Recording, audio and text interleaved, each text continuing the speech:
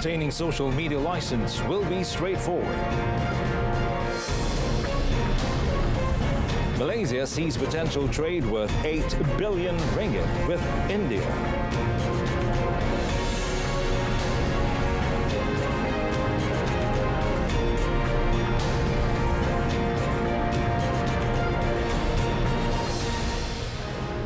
Well, good evening and Salam Malaysia Madani. You're watching Malaysia Tonight and I'm Mohammed Amin Carlos.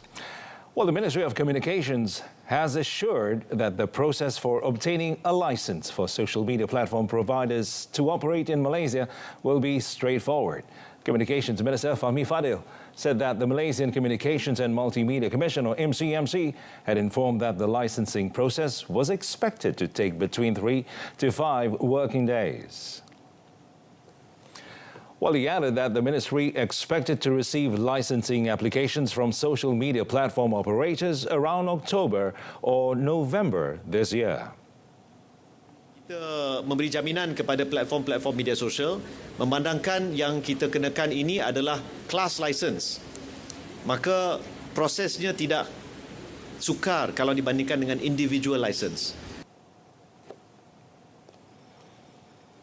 Met by reporters today, he said the regulatory or licensing framework for social media services introduced on 1st August and effective by next year does not involve the users of these social media platforms. On 27 July, the MCMC announced that all social media and internet messaging services with at least 8 million registered users in the country must apply for a class license for the provision of application services under the Communications and Multimedia Act 1998, Act 588. Well, the empowerment of the Bumiputra economy and restructuring of the party machinery to face the 16th general election, or GE16, are part of the agenda at the 2024 UMNO General Assembly from today until Saturday. UMNO President Dato' Sri Dr. Ahmad Zahid Hamidi said this year's assembly is also crucial for strengthening the sense of togetherness among the party's leadership and grassroots members. Pemerkasaan agenda ekonomi Bumiputra dan juga tentang pemerkasaan kepada UMNO, terutamanya di dalam menstrukturkan semula jentera parti khususnya untuk menghadapi pilihan raya umum yang akan datang, walaupun ianya masih jauh tetapi persiapan harus dibuat daripada sekarang. Met by reporters today, Dato' Sri Ahmad Zahid said the General Assembly will allow the party leadership and grassroots members to interpret the implementation of national agendas. He added that the most important thing is the sense of togetherness among UMNO leaders and members rises with a different tune to adapt to changing situations due to the recent victory in the Nenggiri by-election. Well, the Ministry of Education, the MOE, will add 11 more comprehensive special model schools, or K9, raising the total number of K9 schools nationwide to 28 to tackle school dropout rates among students in the remote areas. Deputy Education Minister Wong Kah-Wah said the ministry's daily school management division is currently carrying out groundwork, including going to Sabah and Sarawak, to identify schools that can be used as K9 schools. Wang said the final verification work will also be carried out so that all recommendations can be brought to the highest management of the ministry and the increase in the number of K9 schools can be realized when the new school session opens next year.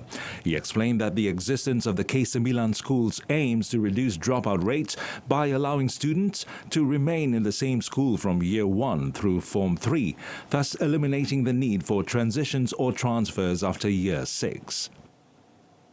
So dia tak payahlah pindah dari satu sekolah ke satu sekolah yang lain, kerana apabila berlaku perpindahan ataupun dari berlaku transisi dari tahun 6 ke tingkatan 1, maka ada peluang untuk berlakunya isu keciciran. Kita nak mengelakkan isu itu. Maka kita menubuhkan sekolah K9. Setakat tahun 2023 kita ada 17 buah, dan atas usaha yang gigih daripada kesemua pihak, maka pada tahun ini kita telah perluaskan kepada 28 sekolah K9. Well, Malaysia and Thailand have agreed to revive the Bangkok-Padang Besar Batua direct train service. And according to the State Railway of Thailand, the plan was agreed upon in principle during the 42nd Kereta Api Tanah Melayu Berhad KTMB State Railway of Thailand joint conference held last week in Kota Kinabalu. Now, the State Railway of Thailand had previously cancelled its daily express service between Bangkok and Batua in 2016, limiting operations to Padang Besar at the Malaysia-Thailand border. Now, following the recent meeting, it said a joint working group will be established to consider opening the extended train route from Bangkok Central Station through Padang Besar to Batua Station. It noted that the initial phase will be a trial run for 6 months. The revival of the train service was part of a plan to expand cooperation in providing rail services connecting Thailand and Malaysia, facilitating public travel and seamless cross-border goods transportation. The extension of the tourist train route will be beneficial in promoting tourism and increasing income for the country. Rapid Bus Sendirian Berhad will consider the possibility of expanding the Demand Responsive Transit or DRT service in Pulau Pinang to include Seberang Perai area. Now, Rapid Bus Chief Executive Officer Muhammad Yazurin Salij said this follows the positive response received from users of the service in the SAHIH and Farlim areas since it began on 1st of August. He said that although it is still in the trial period until 31st October, the number of users have exceeded the initial target of 100 people a day. Ini adalah trial yang kita akan lakukan sebab kita nak collect data lah. Kita nak collect data antaranya penumpang, macam mana reaksi penumpang, sama ada jumlah van yang kita akan sediakan cukup ke tidak. He said this to reporters at the media ride-along DRT Rapid Penang briefing session at the Angsana SAHIH Cross Hub near Georgetown today. Muhammad Yazurin said Rapid is also examining the need to increase the number of vehicles for this service following the additional of 300 vans that Rapid Bus will receive in phases from December this year to July 2025. He explained that DRT aims to increase passenger access to bus services, especially for areas far from the main bus stop, thus allowing them to move more easily to the city centre such as Komtar or Balik Pulau.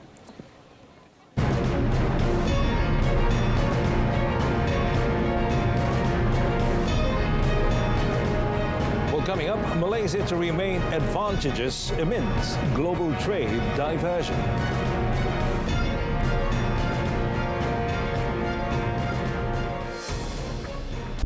Kecemasan, boleh saya bantu? Hello, there's been a motorcycle accident here. Maybe an elephant ran it over. Sir, there is fire accident at the address number 5 Jalan Tembika Shah Alam. PGO from FRT Shah Alam, there was no fire accident here. Over.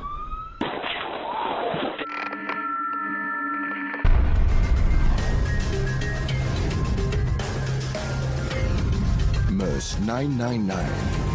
Use it wisely. Welcome back. Now, Malaysia has obtained potential trade worth 8 billion ringgit in the palm oil and palm oil-based products, chemicals and chemical product, oil and gas, as well as aircraft spare part sectors, according to Prime Minister Datuk Seri Anwar Ibrahim. Well, Datuk Seri Anwar, who concluded his 3-day official visit to India today, said that during the visit, investment commitments totaling 4.5 billion ringgit were secured from various sectors and companies in the South Asian nation. Keputusan untuk dan komitmen untuk melabur 8 bilion ringgit produk berasaskan minyak sawit, bahan kimia, produk kimia, alat ganti kapal terbang. Kemudian itu 8 bilion. Tapi yang lain 4.5 bilion ringgit itu dalam beberapa bidang lain. Well, speaking to Malaysian media at the end of his trip, he said 168 investment projects valued at 4.5 billion ringgit were implemented up to March 2024, which were expected to create 16,640 job opportunities. Now, the Prime Minister said the latest visit to India also saw the signing of 8 memoranda of understanding, or MOUs, between the Malaysian and India governments, as well as 7 business-to-business MOUs between the countries. Well, earlier, Dato' Sri Anwar held meetings with representatives from three prominent Indian companies, namely Tata Consultancy Services, or TCS, Imami Agrotech Limited, and HCL Tech in New Delhi today. While TCS, an information technology or IT services consulting and business solutions organization, was represented by its President of India Business and Strategic Accounts, Growth Markets, Ujwal Mathur. Well, Imami Agrotech Limited, which is a key player in India's edible oils and food products sector, was led by its Executive Director, Manush Goenka, while HCL Technologies, a globally recognized IT services and consulting company, was represented by Managing Director and Global Chief Executive Officer, C. Vijayakumar. Now, following these meetings, Dato' Sri Anwar's agenda, among others, was to participate in an exclusive media interview with India Today. He will also engage with Muslim religious leaders before concluding his visit. Dato' Sri Anwar's three-day official visit to India ends today. Malaysia should take cues from India in the digital technology field, which is seen as more forward-thinking. So to that end, the Digital Minister, Gobind Singh Deo, said that the Prime Minister's visit to the country is highly beneficial for related sectors.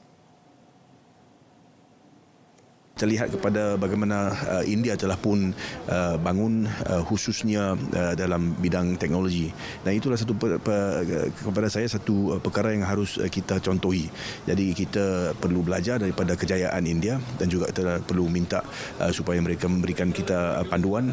Yesterday, he and India's Foreign Minister, Dr. S. Jaishankar, signed a memorandum of understanding on cooperation in the digital technology sector. Additionally, 7 Memorandum of Understanding or MOUs in the areas of foreign workers, tourism, public administration and healthcare were also signed between Malaysia and India. Well, the Ministry of Housing and Local Government, KPKT, has submitted 33 proposals worth almost 1 billion ringgit to the Ministry of Finance for the 2025 budget initiative. Its Minister, Nga Ko Ming, said the high-impact proposal was submitted when he was leading the ministry's delegation to the Finance Ministry. Explaining further, Nga said the proposal included the development of 100 Madani recreation parks, Madani deposits, transformation of reservoirs, electronic sales agreements and e-stamping to improve the well-being of the people in line with the digital transformation and aspirations of Malaysia Madani. For this year, he said the ministry has implemented 12 Budget 2024 initiatives, with 10 of them successfully achieving more than 80% of the target in just 6 months, such as installing 12,336 LED street lights in local authority areas and upgrading 1,000 public toilets. Regarding abandoned projects, Nga said the ministry has successfully restored 704 sick projects with a total gross value of 58.94 billion ringgit since January last year, helping more than 65,000 home buyers. He added that the ministry is aiming for 0 abandoned housing projects by 2030. Well, Malaysia has exported close to 160 billion ringgit worth of commodities and related products per annum, with oil palm accounting for the biggest share at more than 100 billion ringgit. Plantation and Commodities Minister Dato' Sri Johari Abdul Ghani highlighted that the commodity sector contributed around 20 to 25 billion ringgit to the nation's tax revenue.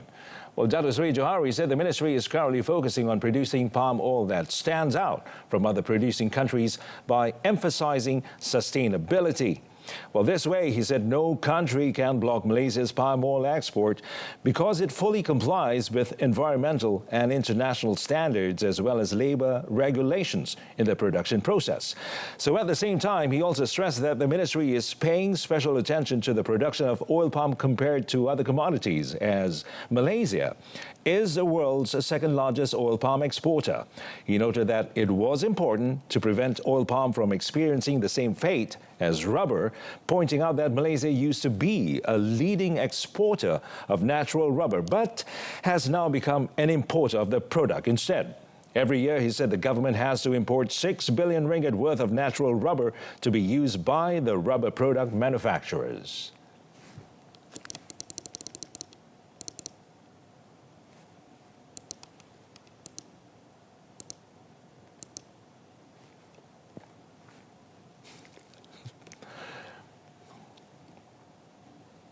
Well, Malaysia welcomes Japan's support and cooperation in accelerating the country's energy transition journey to decarbonization and achieving net zero greenhouse gas or GHG emissions by the year 2050.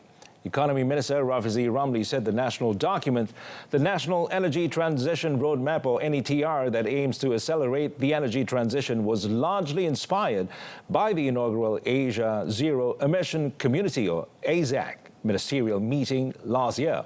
He highlighted that Malaysia, as a partner and AZEC partner country, had revised its renewable energy target, setting a more ambitious goal of achieving 70% installed capacity by 2050, which is an increase from the previous target of 40% by 2035. Now, the Malaysian government has also initiated several key measures, including the implementation of solar projects on a wide scale, the establishment of Energy Exchange Malaysia to promote cross-border green electricity sales to neighboring countries, among others. He added that the anticipated presentation of the Carbon Capture, Utilization and Storage or CCUS bill later this year will comprehensively regulate all aspects of CCUS, while the forthcoming climate change bill, expected to be finalized by June 2025, will introduce critical mechanisms such as carbon pricing to address and mitigate the impacts of climate change.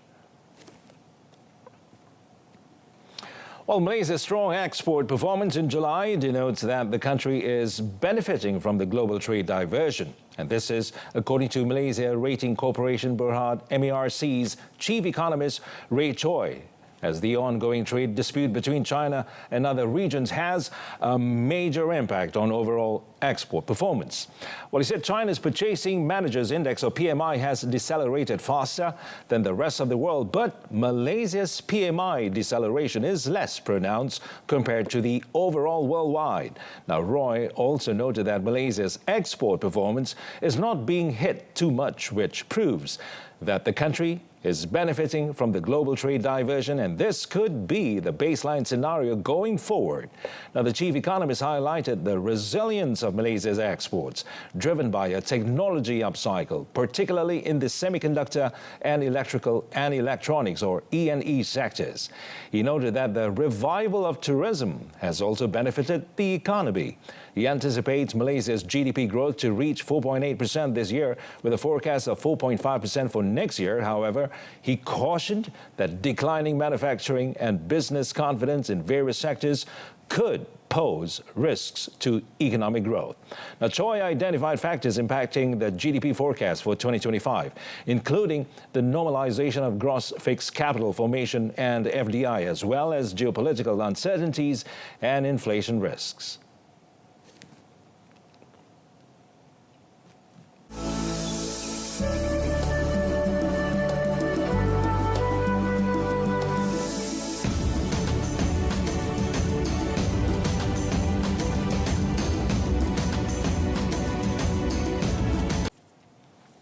Well, Korean investment firm GG56 Korea Limited will invest $1 billion in Forest City to develop Malaysia's first Korean culture town. Well, this is following the signing of a memorandum of agreement with Forest City's master developer Country Garden Pacific View, Sendirian Berhad or CGPV, to develop the project. Now, the project will include K-content production studios, an international cultural district, and a world-class residential development. Well, CGPV Executive Director Dato' Mad Othman Yusof said the agreement marked a significant milestone in the ongoing development of Forest City, further solidifying its position as a global hub for innovation, culture, and sustainable growth. He noted that the agreement reflects their shared vision for Forest City, and CGPV is thrilled to collaborate with GG56 Korea to bring the transformative projects to life. Meanwhile, GG56 Korea Chief Executive Officer and co-founder Kim Yong-kun said the agreement provided an opportunity for the company to create something extraordinary in Forest City. He said through the collaboration with CGPV, the company aims to contribute to the city's growth and establish it as a leading global destination. BMI, a Fitch Solutions company, has revised its forecast for the average price of Bursa Malaysia listed third-month crude palm oil or CPO futures in 2024 to 3,850 ringgit per tonne, up from 3,750 per tonne, indicating a 2.7% increase. Well, despite this adjustment, BMI anticipates bearish trends for CPO prices heading into 2025, with an expected average price of 3,700 ringgit per tonne until the end of 2024, as price remains stable throughout the second half of the year. Now, the firm noted several factors that will impact the palm oil market, that is, ongoing ample supplies, competition from alternative edible oils, and uncertain import demand. Additionally, the anticipated La Nina event in Q4 2024 and the implementation of the European Union deforestation regulation in early 2025 may exacerbate these pressures. In the short term, tensions in West Asia pose an upside risk, potentially driving up fuel prices and increasing demand for biofuel feedstock. While BMI also forecasts a decrease in the global palm oil production surplus from an estimated 1.9 million tonnes in 2023/2024 to 1.3 million tonnes in 2024/2025, marking a four-season low. Now, this decline is attributed to growth in global palm oil consumption, influenced significantly by updated Indonesian biodiesel blending mandates.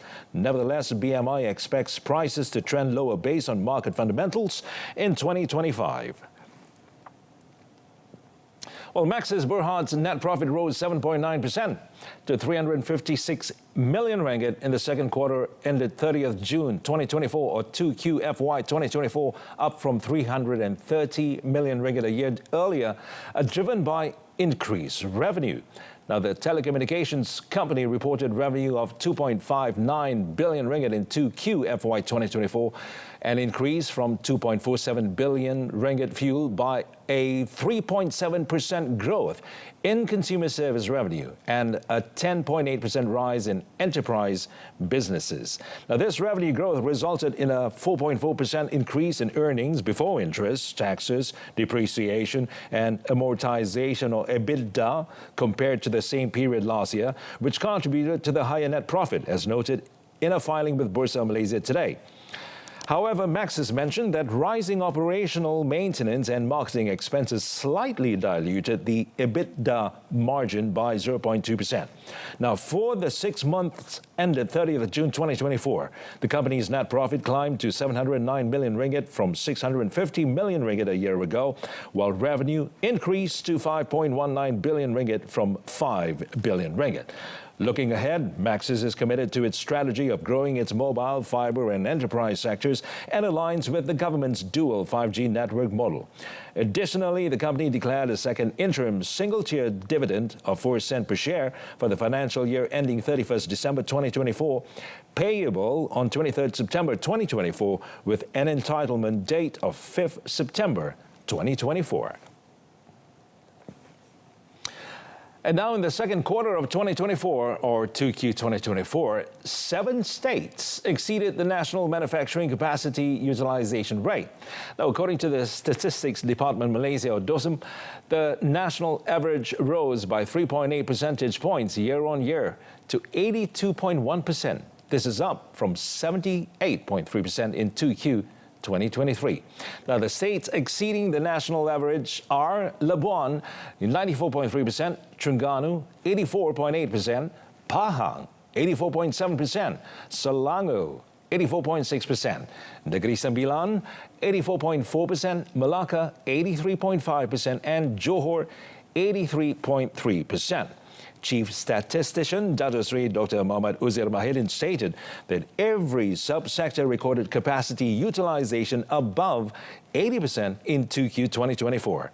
Now, the highest was in the transport equipment and other manufacturers subsector, followed by textiles, apparel, leather and footwear and non-metallic mineral products, basic metals and fabricated metals.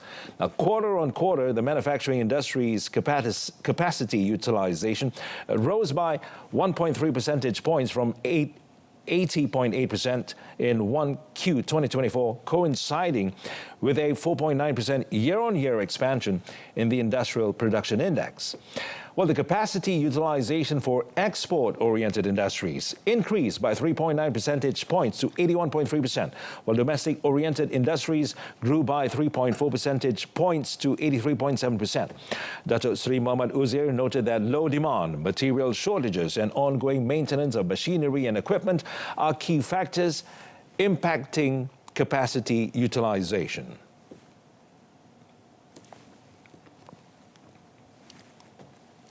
Well, now, according to the World Bank, the Malaysian economy remains robust, supported by domestic reforms like diesel subsidy rationalisation and external factors. So in a post on X, World Bank lead economist for Malaysia, Apurva Sanghi, highlighted two overlooked fiscal reforms, and that is the Fiscal Responsibility Act, or FRA, and pension reform. While he described the FRA as vital for macroeconomic stability, linking revenue and spending to ensure fiscal balance. Now, it aims to minimize wasteful tax breaks and sets rules on debt and deficits for responsible spending. Sagi suggested that the FRA's 60% GDP debt ceiling may be too lenient compared to the 45% in similar countries and warrants a review. While he noted the FRA lacks clarity on escape clauses during crisis, suggesting improvements for better guidelines. So instead of a fiscal policy council led by the Prime Minister, he recommended an independent secretariat for impartial oversight of FRA compliance.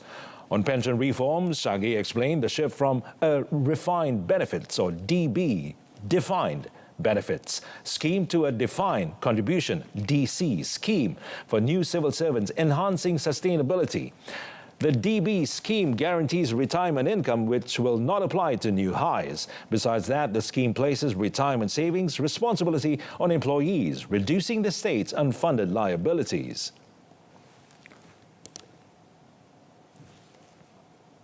Well, big technology companies are expected to expand data center capacity in Asia given the anticipated pressure on national grids. The United Kingdom's Economist Intelligence Unit said the UK's national grid foresees a six-fold jump in electricity demand from data centers from November until 2034, driven by artificial intelligence-related data processing. The unit said currently the United States hosts the majority of the world's data centers, with a few cities in other regions also being popular cloud hubs. However, it said big tech investments suggest they will move cloud regions beyond North America and build the bulk of their new infrastructure in the Asia-Pacific region. Now, the unit noted that data center companies look for reliable power, land availability, and data policy when they invest. It said Singapore, Hong Kong, China, South Korea, Japan, India, and Australia have multiple cities that host several data centers. Well, that concludes this evening's Malaysia Tonight. In our top story, obtaining social media license will be straightforward. Malaysia Madani, Jiwa Merdeka. I'm Muhammad Amin Carlos. Thanks for watching.